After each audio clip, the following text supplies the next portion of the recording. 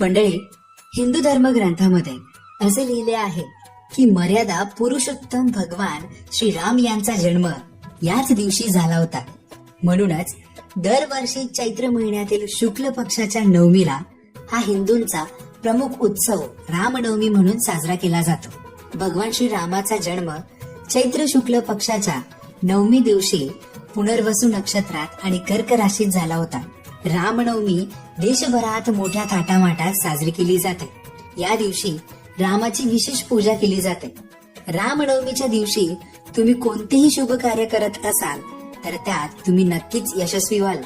या रामनवमीच्या दिवशी तुम्हाला कोणती एक गोष्ट खायची आहे ते जाणून घेऊयात आणि बेल आयकॉनवर सुद्धा क्लिक करा. मित्रांनो, या रामनवमीला खूप शुभ आणि दुर्लभ योग आहे. त्यामुळे तुम्ही जर रामनवमीला ही एक गोष्ट खाल्ली तर वर्षभर तुमच्याकडे पैसा धावतच येईल. या दिवशी तुम्हाला सकाळी लवकर उठायचं आहे आणि स्नान करून घरातील देवांची पूजा करायची आहे. यानंतर सूर्यदेवाला जल अवश्य अर्पण करा. नंतर श्रीरामाचे व्रत करून त्यांची पूजा करायची आहे.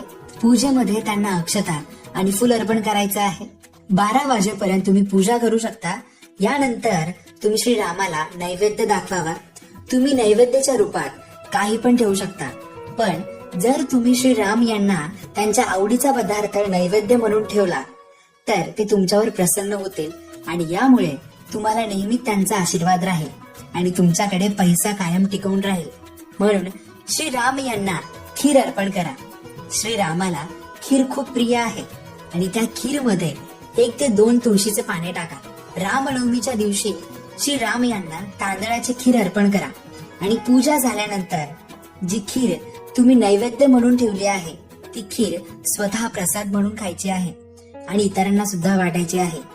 सांगितल्याप्रमाणे रामनवमीच्या दिवशी जी गोष्ट तुम्हाला खायची आहे ती खीरच आहे. रामनवमीच्या दिवशी खीर खाल्ल्याने कधीच आर्थिक चणचण भासणार नाही आणि यामुळे तुम्हाला श्रीरामाचा आशीर्वाद कायमस्वरूपी तसाच राहील. श्रीराम तुमच्यावर प्रसन्न होते.